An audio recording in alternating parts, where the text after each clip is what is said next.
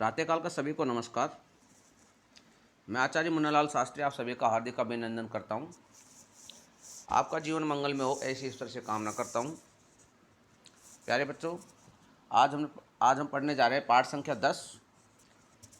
पुस्तक है हमारी क्षितिज पुस्तक का पाठ संख्या 10 और पाठ है हमारा वाक। इसकी कवित्री हैं ललद यद। कवित्री का नाम है ललद यद।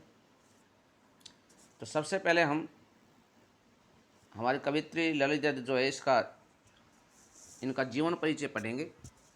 हमारी कवित्री इस पाठ की जो कवित्री है ललित यद, उनका जीवन परिचय पढ़ेंगे। कश्मीरी भाषा की लोकप्रिय संत कवित्री ललित यद का जन्म सन 1320 के लगभग, निश्चित नहीं है, लगभग, क्योंकि इनके जीवन से संबंधित जो बातें हैं उसके बारे में कोई विशेष उल्लेख कहीं नहीं मिलता है, इसलिए संभावना व्यक्त की गई है कि उनका जन्म जो है सन 1320 के लगभग कश्मीर स्थित पामपोर के शिवपुरा गांव में हुआ था। पामपोर के शिवपुरा गांव, यहाँ पर उनका जन्म हुआ था। कश्मीरी भाषा की लोकप्रिय संत कवित्री ललित यद का जन्म सन 1320 के लगभग कश्मीर स्थित पामपोर के शिवपुरा गांव में हुआ था। उनके जीवन के बारे में प्रामाणिक जानकारी नहीं मिलती। प्रामाणिक का मतलब है प्रमाणों से युक्त। ऐसी कोई जानकारी नहीं मिलती जो कहीं पर सबूत के रूप में कहीं पर हो, ऐसी कोई जानकारी नहीं मिलती। ललित यद को लल्लेश्वरी, लला, लय योगेश्वरी, ललारिपा आदि नामों से भी जाना जाता है। तो ललित यद जो है उनके कई नाम हैं, उनको इन नामों से भी जाना जाता है। लल्लेश्वरी, लला, लल योगेश्वरी, ललारिफा आदि नामों से भी उनको जाना जाता है। उनका देहांत सन 1391 के आसपास माना जाता है। मृत्यु के बारे में भी कोई निश्चितता नहीं है, क्योंकि कहीं प्रमाण है ही नहीं ऐसे। उनका जो देहांत शरीर का अंत यानी उनकी मृत्यु सन 1391 के आसपास मानी जाती है।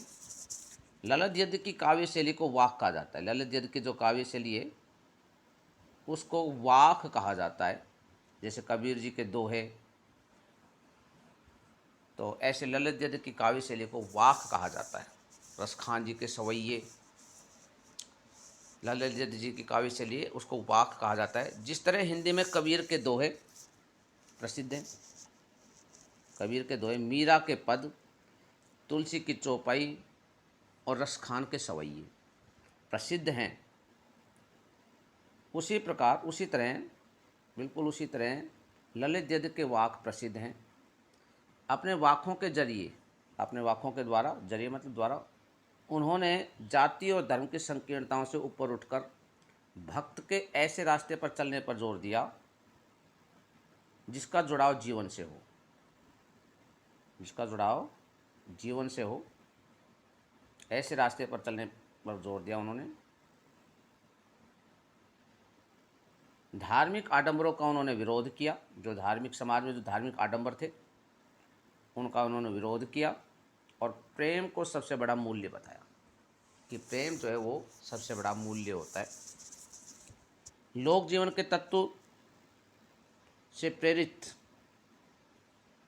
ललित यद की रचनाओं में तत्कालीन पंडिताऊ भाषा, संस्कृत और दरबार के बोझ से दबी फारसी के स्थान पर जनता की भाषा का, सरल भाषा का प्रयोग हुआ है। लोक जीवन के तत्वों से प्रेरित ललित यद की तत्कालीन उस समय की पंडिताऊ भाषा संस्कृत, पंडितों की भाषा जो है संस्कृत, और दरबार के बोझ से दबी फारसी भाषा, इन दोनों के स्थान पर, संस्कृत और फारसी इन दोनों के स्थान पर ललित यद की जो भाषा है वो जनता की सरल भाषा का इन्होंने प्रयोग किया है। उसका सरल भाषा का प्रयोग हुआ है इनकी रचना में। यही कारण है कि ललित यद की रचनाएं सैकड़ों सालों से कश्मीरी जनता की स्मृति और वाणी में आज भी जीवित है। यही कारण है कि ललित यद की रचनाएं जो है वो सैकड़ों सालों से कश्मीरी जनता की स्मृति, स्मृति का मतलब याद, उनकी यादों में, कश्मीरी जनता की यादों में और वाणी में आज भी जीवित है। वे आधुनिक कश्मीरी भाषा का प्रमुख स्तंभ मानी जाती है। आधुनिक कश्मीरी भाषा के वे प्रमुख स्तंभ मानी जाती है। स्तंभ, स्तंभ कहते हैं जो खंबा होता है, खंबे को स्तंभ कहते हैं, अंग्रेजी में कहते हैं उसे पिलर। और जो स्तंभ होता है, किसी भी भवन में, भवन को बनाने से पहले उसके पिलर बनाए जाते हैं, उसके उनके पाए बनाए जाते हैं और उन्हीं के ऊपर पूरा भवन खड़ा होता है। तो ये भी कश्मीरी भाषा की एक प्रमुख स्तंभ मानी जाती है। आइए बच्चों, अब हम आगे हमारे इस पाठ का परिचय पढ़ लेते हैं कि हमारे इस पाठ में क्या कुछ दिया गया है।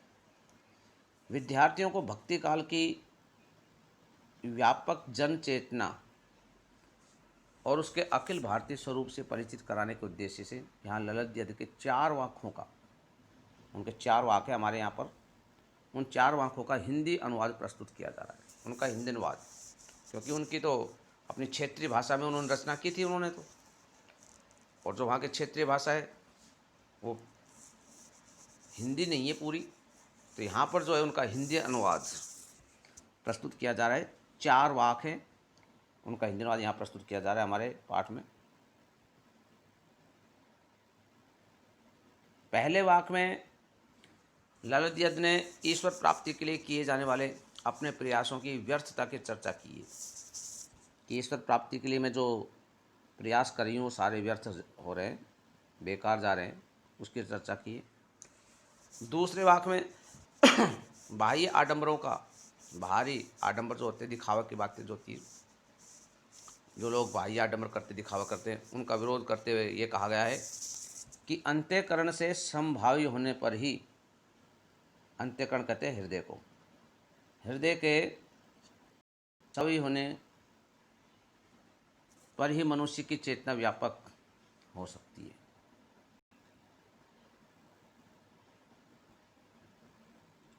मनुष्य की चेतना व्यापक हो सकती है। दूसरे शब्दों में इस मायाजाल में कम से कम लिप्त होना चाहिए। ये जो मायाजाल है, इस मायाजाल में कम से कम लिप्त होना चाहिए। ये मायाजाल है, संसार जो है ये भी अपना आप में एक मायाजाल है, तो इसमें कम से कम लिप्त होना चाहिए। तीसरे वाक्य में कवित्री के आत्मलोचन की अभिव्यक्ति, स्वयं की अपना आत्मलोचन करती है, अपनी खुद की आलोचना करती है कि मैंने क्या किया क्या नहीं किया जीवन में ईश्वर की भक्ति, उसका आत्मलोचन जो है वो उसकी अभिव्यक्ति है। और ये तीसरे वाक्य में कवित्री के आत्मलोचन की अभिव्यक्ति है। वे अनुभव करती हैं कि भवसागर से पार जाने के लिए सदकर्म ही सहायक होते हैं। भवसागर, संसार रूपी सागर से पार जाने के लिए सदकर्म, सद का मतलब होता है अच्छे कर्म ही सहायक होते हैं। अगर इस संसार रूपी सागर को पार करना है तो इंसान को सदकर्म करने चाहिए, वो ही संसार रूपी सागर से पार कराने वाले सही मायने में सहायक होते हैं। भेदभाव का विरोध और ईश्वर की सर्वव्यापकता का बोध चौथे वाक्य में भेदभाव का विरोध किया गया है। ईश्वर के प्रति जो लोगों के मन में भेदभाव है उसका कवित्री ने विरोध किया है। और ईश्वर सर्वव्यापक है, सभी जगह है, वो कण कण में समाया हुआ है। ये बोध, ये ज्ञान जो है, बोध का मतलब ज्ञान, चौथे वाक्य में ललित यज्ञ ने आत्मज्ञान को ही सच्चा ज्ञान माना है। आत्मा का ज्ञान जो है, उस आत्मा के ज्ञान को ही सच्चा ज्ञान माना है। प्रस्तुत वाक्यों का अनुवाद, हिंदी अनुवाद किया गया है मीराकांत ने, और इनका हिंदी अनुवाद करने वाले कौन है? मीराकांत ने इनका अनुवाद किया है। प्रश्न बनता है कि वाक्यों का अनुवाद करने वाले कौन है? ऑप्शन आ सकते हैं वहाँ पर, जैसे मीराकांत है ना, मीरा मोहन कांत, ऐसे करके सुनील कांत, कुछ भी ऐसे 4 ऑप्शन दे सकते हैं वहाँ पर। तो आपको याद रखना है कि वाक्यों का अनुवाद किया है मीराकांत ने। ये इस प्रश्न का आंसर होगा। अब हम हमारे वाक्यों पर चलते हैं, वाक्य पढ़ते हैं हम। पहला वाक्य,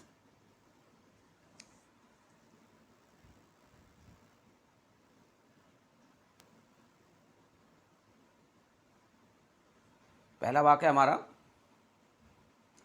रस्सी कच्चे धागे की खींच रही मैं नाव, जाने कब सुन मेरी पुकार, करे देव भव सागर पार।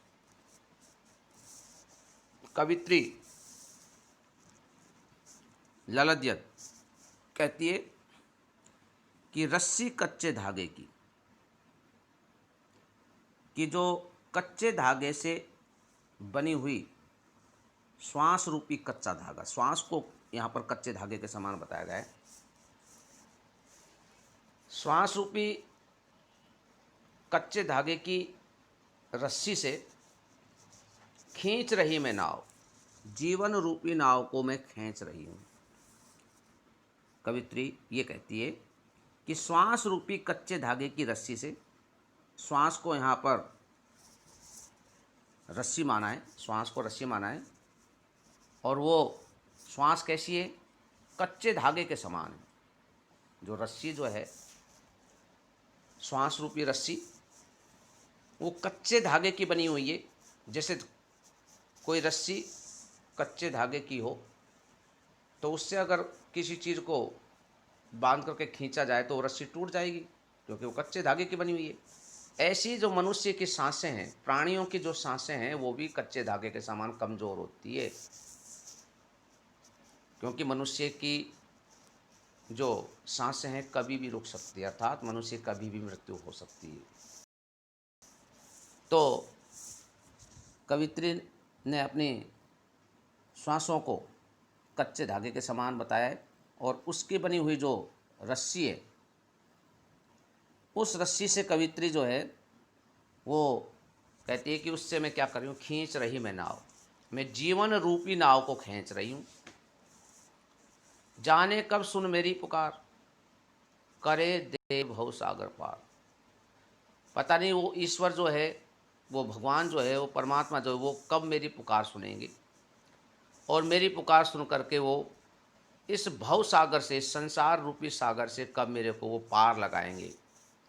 पार लगाना अर्थात इस संसार रूपी सागर से मुक्ति प्रदान करना, मोक्ष की प्राप्ति होना, मोक्ष प्रदान करना। तो पता नहीं वो देव जो है, वो ईश्वर जो है, वो कब मेरी पुकार सुनेंगे, और मेरी पुकार सुन करके मुझे इस संसार रूपी सागर से मेरे को कब उस पार लगाएंगे, अर्थात मुझे मोक्ष प्रदान करेंगे। पानी टपके कच्चे सकोरे, व्यर्थ प्रयास हो रहे मेरे, जी में उठती रह रहे हूँ, घर जाने की चाह है घेरे। कवित्री कह रही है कि पानी टपके कच्चे सकोरे। कवित्री ने अपने जीवन को कच्चे सकोरे के समान बताया। अपने जीवन को कवित्री ने कच्चे सकोरे के समान बताया। कच्ची मिट्टी का बना हुआ जो सकोरा होता है, उसमें अगर पानी डाल दिया जाए तो वो सकोरा गल कर नष्ट हो जाता है। उसी प्रकार कवित्री ने अपने जीवन को भी नश्वर माना है, कच्ची मिट्टी के सकोरे के समान अपने जीवन को नश्वर माना है, नष्ट होने वाला, नश्वर मतलब नष्ट होने वाला माना है। कहती है कि मेरा ये जो जीवन है, इस जीवन रूपी सकोरे में से पानी टपके, पानी टपक रहा है। जैसे कच्चे सकोरे में पानी भर दिया जाए तो उसमें से वो पानी टपकता है, क्योंकि वो कच्चा होता है। उसी प्रकार जीवन को भी कवित्री ने कच्चा ही माना है। कच्चा क्यों माना है? जैसे वो सकोरा जो है नष्ट हो जाता है, उसमें पानी डालने से वो नष्ट हो जाता है, गल कर नष्ट हो जाता है। उसी प्रकार से इस जीवन का भी कोई पता नहीं, कभी भी नष्ट हो सकता है। ये हमारा जीवन सकोरे के समान ही है ये। और जीवन रूपी कच्चे सकोरे में से पानी टपके, पानी यानी कि उम्र रूपी पानी टपक रहा है, उम्र रूपी पानी टपक रहा है, अर्थात कवित्री की उम्र जो है वो कम होती जा रही है। पानी टपक रहा है, जैसे कच्चे सकोरे में से पानी टपकता है, उसी प्रकार से इस जीवन रूपी सकोरे से भी क्या हो रहा है, पानी टपक रहा है, यानी उम्र रूपी पानी टपक रहा है।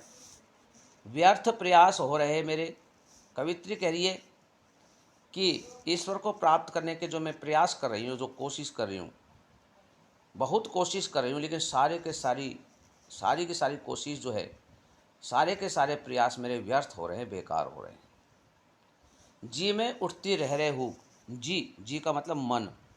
मेरे मन में रह रह करके एक आवाज़ उठती है, हुक, पीड़ा से युक्त आवाज़, दर्द से युक्त आवाज़ उठती है। कवित्री कहती है मेरे जी में, मेरे मन में हुक, पीड़ा से युक्त जो आवाज़ है, वो रह रह करके, रुक रुक करके, रह रह का मतलब होता है रुकना, रुक रुक करके मेरे मन में जो है एक आवाज़ उठती है, पीड़ा से युक्त आवाज़ उठती है।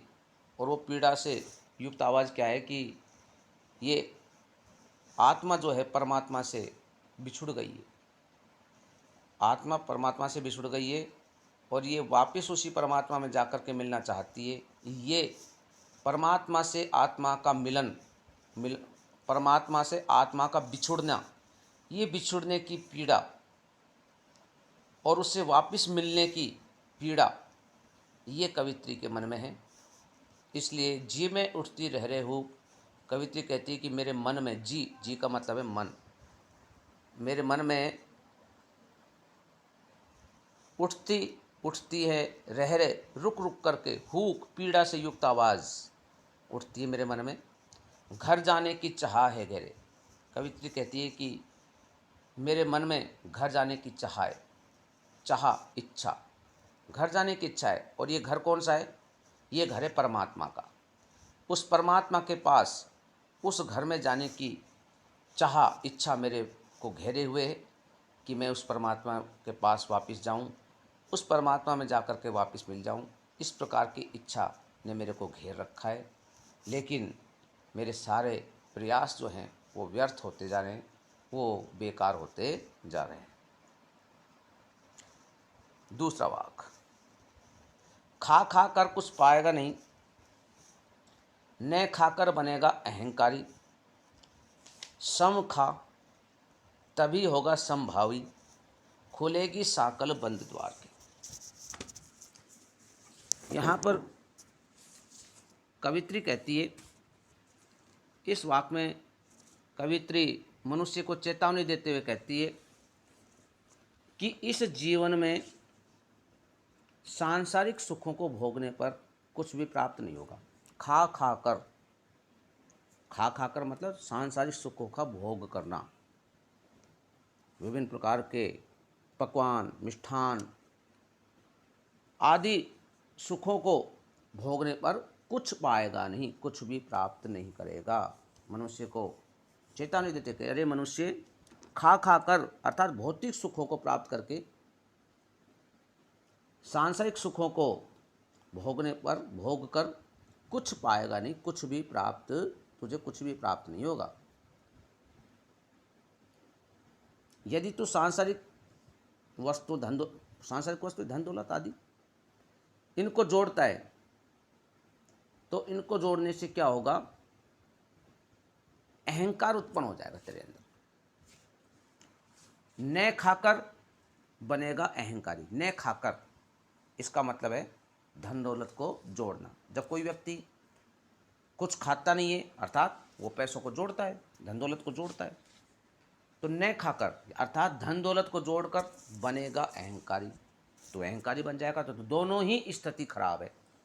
खा कर कुछ पाएगा नहीं, अर्थात सांसारिक वस्तुओं का उपभोग करके तू जीवन में कुछ भी प्राप्त नहीं करेगा, केवल दिखावा ही करता रह जाएगा। और न खाकर बनेगा अहंकारी, और अगर तू नहीं खाता है, भूखा रहता है और धन जोड़ता है, भूखा रह करके धन जोड़ता है, तब भी क्या होगा? तब तुझे क्या हो जाएगा? अहंकार हो जाएगा, बनेगा अहंकारी। तू अहंकारी हो जाएगा कि मेरे पास इतनी धन दौलत है। सम खा अर्थात समानता का भाव अपने हृदय में रख। सम खा मतलब समानता का जो भाव है, समानता का भाव किसके अंतर? अंतःकरण एवं बाह्य इंद्रियों, है ना। जो अंतःकरण मतलब हृदय जो है उसको, और जो बाहरी जो हमारी इंद्रियां हैं इनको हमें किस में लगा देना चाहिए? ईश्वर की भक्ति में, ईश्वर की भक्ति में हमें लगा देना चाहिए। दोनों तरह से, मन, हृदय को भी, और जो हमारे बाह्य इंद्रियां जो है, बाहर की जो इंद्रियां हैं, इनको भी हमें ईश्वर की भक्ति में लगा देना चाहिए। इनमें समानता होनी चाहिए दोनों में। ये नहीं मुंह में राम बगल में छुरी, कि मुंह से तो राम राम बोलें और बगल में छुरी रखें, ये गलत है। हृदय से भी और बाह्य इंद्रियों से भी, दोनों से हमें क्या करना चाहिए, ईश्वर का ध्यान करना चाहिए। ये समानता का भाव कहलाता है। सम खा अर्थात समानता का भाव रख, जैसा मन में है वैसा ही बाह्य इंद्रियों से वो कर्म भी कर, तभी होगा समभावी, तभी तो समान भावों वाला होगा। खुलेगी सांकल बंद द्वार की, और तब बंद द्वार की, हृदय जो तुम्हारा हृदय रूपी हृदय जो है, और उस हृदय पर विषय वासनाओं का जो वहाँ पर विषय वासनाओं का जो दरवाज़ा वहाँ पर बंद है, वो दरवाज़ा जो है, उस दरवाजे पर जो सांकल लगी हुई है, विभिन्न प्रकार की विषय वासनाओं की सांकल लगी हुई है, वो खुल जाएगी। खुलेगी सांकल बंद द्वार की। हृदय रूपी दरवाजे की जो हृदय रूपी दरवाजे पर जो विषय वासनाओं की जो सांकल लगी हुई है, अगर तू समानता का भाव रखता है और समभावी होता है, तो उस हृदय रूपी दरवाजे की विषय वासनाओं रूपी जो सांकल है वो खुल जाएगी। अर्थात हृदय के अंदर चेतना जो है वो व्याप्त हो जाएगी। मन जो है वो विषय वासनाओं से मुक्त हो जाएगा, और मन का विषय वासनाओं से मुक्त होना बहुत ज़रूरी है। उसके अंदर चेतना आना बहुत ज़रूरी है। ऐसा करने पर उसकी चेतना का विकास होगा, मनुष्य की चेतना का विकास होगा और उसे मुक्ति प्राप्त होगी। मनुष्य को सांसारिक मोहमाया के बंधनों से मुक्ति मिल सकेगी, और ये मुक्ति तभी मिलेगी जब वो समानता का भाव रखेगा। बाह्य इंद्रिय और अंतःकरण दोनों में समानता का भाव रखेगा, तब जाकर के ईश्वर की प्राप्ति होगी। इसलिए मनुष्य को अहंकार नहीं करना है कि धन जोड़ करके अहंकारी बन जाएगा। अगर वो धन को जोड़ता है, भूखा प्यासा रहकर धन जोड़ता है, तो अहंकारी बन जाएगा। और यदि वो सांसारिक चीज़ों का उपभोग करता है, उनका उपभोग करता है, तो उससे वो दिखावा करने वाला बन जाएगा। इसलिए कवित्री सचेत करके कहती है, सावधान करके कहती है कि हे मनुष्य, सम खा, हृदय में समानता का भाव रख, तभी होगा समभावी, तभी तो समान भावों वाला होगा। बाहर से और भीतर से दोनों तरफ से समानता का भाव रखना है, दिखावा नहीं करना है। और इस प्रकार से जब समानता का भाव हृदय में आ जाएगा, तो हृदय पर जो विषय वासनाओं की जो सांकल लगी हुई है वो सांकल खुल जाएगी, और हृदय में ईश्वर के प्रति चेतना जागृत हो जाएगी, और निश्चित रूप से फिर ईश्वर की प्राप्ति होगी। इसलिए हमें समानता का भाव अपनाना चाहिए। वाक संख्या 3। आई सीधी राह से गई ना सीधी राह, सुसुम सेतु पर खड़ी थी बीत गया दिन आहा, जेब टटोली कोडी ना पाई, माझी को दुख क्या उतराई। कवित्री कहती है कि मैं इस संसार में आई जब तो सीधे रास्ते से आई थी, और सीधा रास्ता कौन सा है? सदकर्म, अच्छे कार्य। संसार में सभी प्राणी सीधे मार्ग से आते हैं। कवित्री अपने बारे में कहती है, मैं जब इस संसार में आई जब तो सीधे रास्ते से आई, लेकिन गई ना सीधी राह, लेकिन इस संसार को छोड़ करके जब मैं जाने लगी तो सीधे रास्ते से नहीं गई, रास्ता टेढ़ा हो गया। टेढ़ा कैसा हो गया कि विचार जो हैं वो अपवित्र हो गए, दुर्गुण हृदय में समा गए, बुरे कार्य किए, जीवन भर पाप कर्म किए, गलत काम किए, ये टेढ़े रास्ता है। गई ना सीधे राह, जब इस संसार को छोड़कर जाने लगी तो सीधे रास्ते से नहीं गई, रास्ता जो है विषय वासनाओं से युक्त हो गया, दुर्गुणों से युक्त हो गया, पाप कर्मों से युक्त हो गया। उस रास्ते से मैं जाने लगी, क्योंकि मनुष्य जब संसार में आता है, जब उसके विचार बहुत अच्छे होते हैं, लेकिन धीरे धीरे उसके विचारों में परिवर्तन आ जाता है और वो टेढ़ा रास्ता अपना लेता है, सीधा रास्ता छोड़ देता है। सुसुम सेतु पर खड़ी थी बीत गया दिन आहा। कवित्री कहती है कि मैं सुसुम सेतु पर, सेतु का मतलब पुल, सुसुम नामक पुल पर खड़ी थी। ये सुसुम नामक सेतु क्या है? ये एक सुषुम्ना नाड़ी होती है। हठ योग में शरीर की 3 प्रधान नाड़ियों में से एक नाड़ी का नाम है सुषुम्ना। हठ योग में शरीर की 3 प्रधान नाड़ियां हैं, उन नाड़ियों में से एक नाड़ी का नाम है सुषुम्ना, जो नासिका के, जो हमारी नाक है, नाक के मध्य भाग में ब्रह्मरंध्र में स्थित होती है। उसको कहते हैं सुषुम, सुषुम कहते हैं उसको, सुषुम्ना नाड़ी कहते हैं उसको।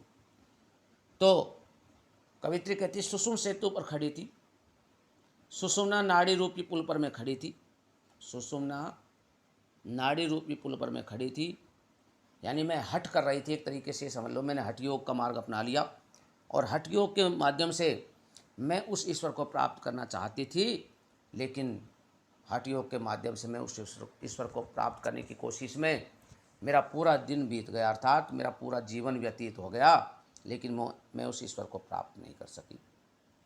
हठ योग के माध्यम से मैं उस ईश्वर को प्राप्त करना चाह रही थी, तो इस प्रकार से मैं उस ईश्वर को प्राप्त नहीं कर सकी और मेरा पूरा जीवन जो है व्यतीत हो गया, समाप्त हो गया। और अब उस ईश्वर के पास मैं जा रही हूँ। उस ईश्वर ने, वो ईश्वर मेरे को इस संसार रूपी सागर से उस पार ले जाना चाह रहा है। ईश्वर रूपी मांझी, उसने, वो मेरे को इस भवसागर से पार कर रहा है, लेकिन मेरे सामने समस्या ये है कि मैं उस ईश्वर रूपी नाविक को, उस मांझी को मैं संसार रूपी सागर से पार जाने की उतराई क्या दूं, जो उसकी उतराई है, जो उसका मेहनताना है, वो क्या दूं? क्योंकि जेब टटोली कोडी ना पाई। जब मैंने अपनी जेब टटोली, अर्थात मैंने अपने अंदर झांक कर देखा, अपने हृदय के अंदर मैंने झांक कर देखा, तो कोडी ना पाई, तो एक पैसा भी नहीं मिला मेरे को। कौन सा पैसा नहीं मिला? सदकर्म रूपी, अच्छे कर्म रूपी एक पैसा भी मेरे पास नहीं था। क्यों? क्योंकि ईश्वर को तो सदकर्म रूपी ही कोड़ी चाहिए। जब उसने मेरे को संसार में भेजा तो ये कहा था अच्छे कर्म करने, तो सीधे रास्ते से आई जरूर संसार में मैं, लेकिन सीधे रास्ते से नहीं गई, अच्छे कर्म तो मैंने किए नहीं। अब वो ईश्वर रूपी जो मांझी है वो मुझसे ये कह रहा है कि भाई मैं तुझे संसार रूपी सागर से पार तो कर दूंगा, लेकिन मुझे उसके बदले में मेहनताना चाहिए। तो अब मैंने जेब टटोली, जेब मतलब हृदय, मैंने अपने हृदय को टटोला, अपने हृदय के अंदर मैंने जब झांक कर देखा तो कोड़ी ना पाई, तो अच्छे काम, अच्छे कर्म रूपी एक भी कोड़ी, एक भी पैसा मेरे पास नहीं मिला। मांझी को दुख क्या उतराई? अब उस ईश्वर रूपी, परमात्मा रूपी उस मांझी को, उस नाविक को मैं क्या उतराई दूँ, उस मेहनताना क्या दूँ? क्योंकि मेरे पास तो देने के लिए अच्छे कर्म, कुछ अच्छे कर्म रूपी कोड़ी कुछ है ही नहीं। मैंने तो जीवन में अच्छे कर्म किए नहीं, पूरे जीवन भर में तो क्या करती रही, बुरे कार्य ही करती रही, तो मैं भवसागर से पार कैसे जा सकती हूँ? वाक संख्या 4, हमारे पाठ का आखिरी वाक्य ये, थल थल में बसता है शिव ही। कवित्री कहती है कि वो शिव, वो परमात्मा, यहाँ शिव का मतलब है परमात्मा, ईश्वर।